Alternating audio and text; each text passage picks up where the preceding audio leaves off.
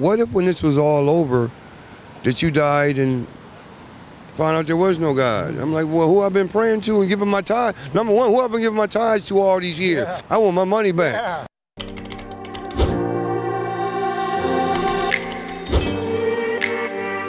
Hey guys, welcome to the Atheist Vanguard. Thank you for joining us. I'm Josh Zweifler. I'm Shane Isgrig. And I'm Katie Gaines. I'm the president of Freethinkers Association of Central Texas down in San Antonio. Awesome. Thank you so much for being with us, Katie. All right, we're going to jump right into the clip this week, guys. Let's get right to it. Why do you believe in God? Well, something created everything here, including that microphone you're holding. So God made the microphone? Well, I mean, he gave man knowledge to produce a microphone. Okay. Were you born into Christianity, or did you accept it later on in life? My father was a Sunday school teacher. He was actually beat into me. Mm-hmm. So it was more of a, would you say it was more? Initially, yes, traditional. And then I developed a personal relationship with a living God myself from reading the Bible. Reading the Bible. And explain a personal relationship with something that you cannot see and you cannot really know. What does that mean to you? It's simple. It's based on faith. Okay. You know, it's based on faith. Without faith, there would be no living God as far as we know it in terms of God. You know, you have to believe that what you ask for everything is according to the word of the Bible. Okay. And we can take it deeper than that and ask, how do we know that the Bible is real? And we don't. Oh, you don't? No, I mean, because my brother asked me one year, he said, well, what if when this was all over, that you died and found out there was no God? I'm like, well, who I've been praying to and giving my tithe? Number one, who I've been giving my tithes to all these years? Yeah. I want my money back. Yeah. Well, you know, the Bible does say in Malachi chapter 3 that if you give your 10%, it'll be brought back to you tenfold. Right. Has that ever happened to you? Yeah, it works out very well. 10 times back? Yeah. Or cast your bread on the water, comes back to you? It does. It works out very well. Is there a difference, in your opinion, of an unbeliever or a believer as far as actions and morality and ethical behavior? Do you think there's an advantage of a believer over an unbeliever? That's a very weird question. However, as far as the commandments are concerned, if you follow only two of them, you don't need the other 8. And one is to put God first. The second is to treat you two just like I would treat myself. Now, if I treated you two like I would treat myself, I wouldn't be trying to put this in my pocket. Stealing? Or I wouldn't be looking at your wife or desiring your wife or trying to kill or anything else. So, yes, there's an advantage, definitely. But, you know, this is humanity, basic humanity. Okay. So if you did not have this faith in God or the Bible, the things that you just told me, looking at someone else's wife, stealing the microphone, or being a bad person, do you think that you would be more prone toward that? Oh, yeah, absolutely. You would be? Yeah. Why do you think that? Yeah, it's just human behaviorism. You know, I live on the street, so, okay. But I don't panhandle, I don't steal. Of course, I don't do the robbery thing. I still survive. I've been able to eat. Something tell me Satan wouldn't have made sure I could eat. Satan? He wouldn't have made sure I could eat. The devil? The devil. Okay, how do you know that there's a devil? Look around you. Okay, I don't see one, but... No, look around you, man. Okay, what am I supposed to see? I mean, I see people, families, holding hands, loving each other. Anything like, any business, someone died for it. No one just walked up one day and said, here, you can live in a condo or you're going to be a bank president. This is all blood money. And it's not good blood money. You know that. We know how America was founded. Mm-hmm. It's based on wrath. So there's only 2 spirits, one of goodness and one of this. Okay. So this concept that you're talking about, light versus darkness, this concept has been around for thousands of years prior to Christianity. The ancient Egyptians talked about sunset and the sunrise and so forth. Goodness was the light, darkness, sunset was evil. So this concept was throughout our primitive humans True. and so forth. So, True.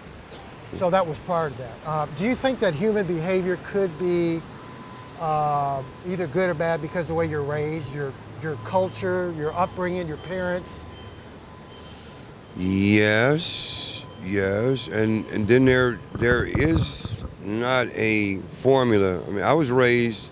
My father never cursed, never drank. I never heard him raise his voice to my mama. I've never seen him argue. My father worked for GM, but even after leaving the house, I went my own way. So, I mean, that's a gray area there. I know how I should have lived, but I even got caught up out here. I mean, not to the point where I went to penitentiary, nothing like that. But I look at, I'm not my father. You're not your father? Oh, no. The apple do fall sometimes from the tree. Far from the tree. Your dad was a good man, what you're saying? Yeah, very You good. seem like a pretty nice guy.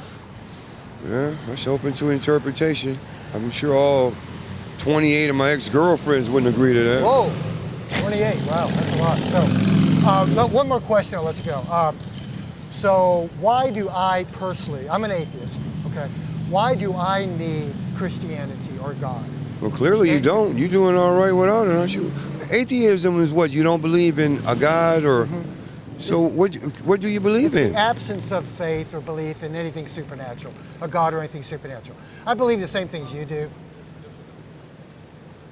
So, I mean, you got to believe in something, though. What do you believe in? Oh, I believe in reality. I believe in love. I believe in kindness, education, knowledge, helping other people. You said God. You said love, right? Yes, love. So you do believe in God? No, I don't believe in God. Well, but who I made believe in love? Where does love come from? Love is an innate feeling and emotion that humans have. All other social species have. Man. Okay. I think I want to begin by giving a little bit of credit where credit is due. He said that it takes faith to believe in God. I would certainly believe in that, being that I define faith as a belief without evidence or a sound justification. Sure. So I think he was right there. It takes he faith. Came out and just said it. Without faith, there basically is no God. And there's even a little bit in there where it sounds like he's even asked himself these questions or been asked these questions by, believe he said his brother. But yeah, without it, this is something that's been said over and over again, and this is just another example of a believer who explicitly just comes right out and says it. Without it, there is no God. You have to have the faith with it. Right, but to add to that, that was the first time I've ever seen anybody who believes in the Bible actually say that, no, you're good without it. I've never heard that from a believer in my life. So for him to say that raises the question of why he thinks he needs it, and I think he did address that when he talked about, some of the things he thinks he would be doing if he didn't believe. But then that just brings us to a distinction between morality and obedience, right? Yeah, absolutely. I thought it was funny that at the very start of the clip, he's talking about his personal relationship with God and his kind of story. And then less than a minute later, he goes on to say that, we don't know if the Bible is true. Right, but if you had that... and he's deriving all these, facts from the Bible, and he believes he has a personal relationship with a God based on this Bible that he himself freely admitted without even being asked, that the Bible could be wrong. He said that's a question that's been put to him, and his reaction is, I think, a very common one that doesn't actually have any explanatory power at all. But he goes on to say, oh, well, then who have I been praying to this whole time? Right, where's my money? I've been doing all cost. these things all my life. It can't be that they were for nothing. Correct. It had to be... there has to be something on the other side, right? There has to be. Well, no, just because you dedicate a lot of time to something doesn't make it actually real, It's that comfort blanket. Yeah. Yeah. Right, sure. right. Yeah, so I think it's a little bit of cognitive dissonance going on with the whole thing. Yeah, we're definitely seeing that go on. That was definitely a little bit different from any experiences I've had out with in an interview, you know. Yeah, sure. It's definitely not a totally uncommon one, especially what you were saying about. That's a question we've put to people on the street quite a bit. Like, what do you feel about like the morality of an atheist or someone, non-believer? And we get mixed, reactions. But we get a lot of compliments, and we've had people, actually say either that they were surprised we were atheists or that they were surprised that we were so nice. Right. But sometimes when people are talking to us, and it'll be a Christian, sometimes a group of people, and they're a kind group of people, and as we're having a very decent conversation, we get threatened, or hell threats at least, by 4 or 5 different people, and it gives them the opportunity to see that, like, whoa, my fellow believers are being very mean to these non-believers who are actually being very nice to me. Right. Well, I think there's a lot of judgment of when we're standing on the street. Prejudgment, yeah. Where, there's this... People who are standing on the street protesting are usually from some extreme side of whatever issue they're out there about. So to see atheists out on the street with signs, I think for a lot of religious people is going to be a little bit of an affront, a little bit aggressive for them. But that's one of the reasons we're out there. Right, we're trying to change that misconception that just because you're out there, that face-to-face interaction and if you find someone that's willing to have that civil discussion of ideas and opinions with you, because without that, nothing will ever change until we can have respectful discussions about different ideas and opinions and still see this person as, once you actually talk to that person, it's harder and harder and harder to say that, well, you're just evil because you don't believe in a God. And, David covered a lot of the things that we do believe in, so I don't think we need to talk a lot about that. But, one of the other things that kind of strikes me, the title of this particular video is Only 2 Commandments. So I'm curious, what are both of your takes on that? Well, because my take on it is that I would be lying if I said it was the first case of cherry picking from the Bible that I've ever seen. It is the most, I guess, critical. Like, I've never seen somebody pick so few cherries to say that you only need 2 commandments. Right. I mean... Well, I don't think he was saying that the other ones were unimportant in some way. Right. But I think he was saying at the bare minimum to live a decent moral life. At a minimum. His point was, you only need the 2. And you brought up something when we were discussing this earlier, Shane, that one of them isn't actually one of the 10 commandments, but it is a in the Bible, right? The golden so we rule. will give him that. So. Yeah. And I understand the first one. If we're looking at this from a Christian perspective. Putting God first, that makes total sense. If there's a God up there, putting that first, prioritizing your eternal life rather than your limited one here, makes total sense to me. What would you do, right? The golden rule, I've always had kind of a problem with the golden rule. Ever since I was little, I thought it was really weird. I was always... very hard on myself, and I'm sure most people are.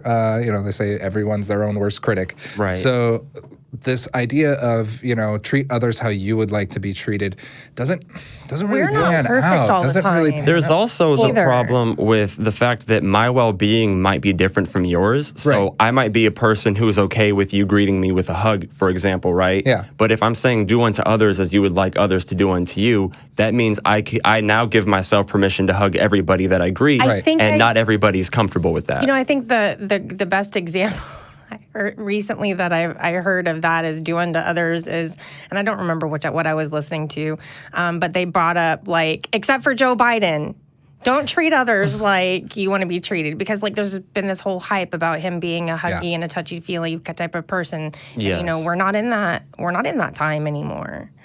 You know? Right. And that does need to be acknowledged, especially. I know that's kind of like off tangent, but It's when a you're little talking about, you're talking, like you said, boundaries. Your needs may be different than mine. Exactly. It's all subjective. And if I'm saying that I can treat you however I wish to be treated, there are a lot of things that I could justify that likely would not be okay with you. Right. Exactly. And that's my point. Like, and even beyond that, just not even, consciously using it as an excuse to do certain things. But I think it's a lot more on a subconscious level. We don't.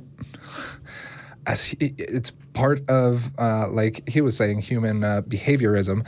Yeah, behaviorism. that we're hard on ourselves, and even if it's a subconscious thing, that affects how you're going to go about treating other people. If you think you're, to kind of quote Grandma's Boy, I'm a worthless piece of shit. If you get that reference, that's awesome. But if not, it's okay.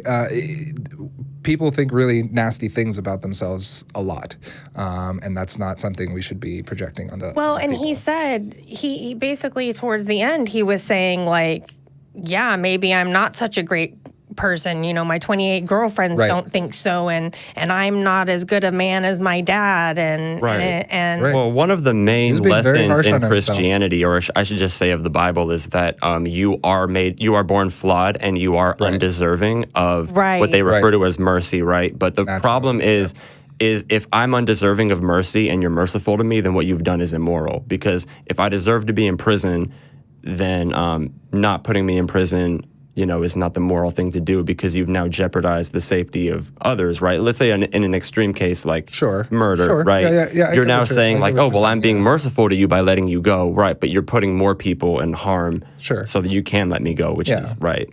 I think that's probably something a little more, you got to take topic by topic.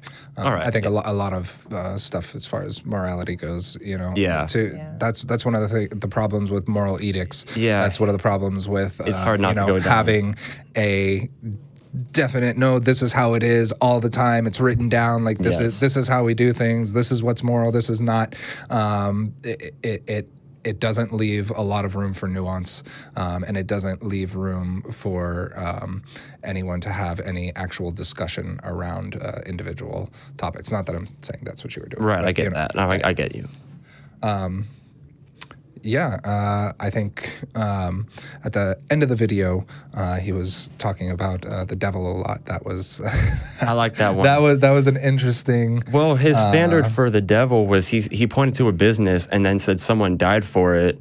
Yeah. When he believes that Jesus died for his sins.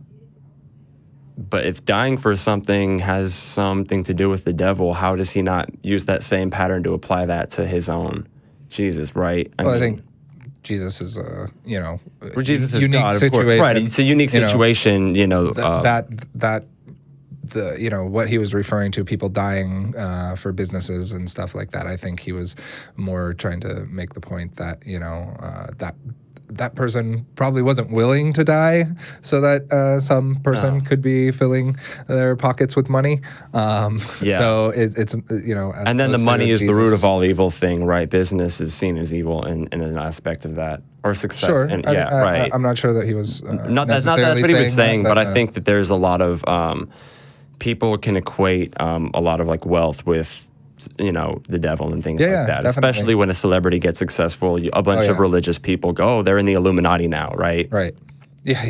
Well, conspiracy theorists. Right. Conspiracy theorists. Right. I should say religious conspiracy theorists. Not that every Christian is a conspiracy theorist. Yeah. Definitely. Right.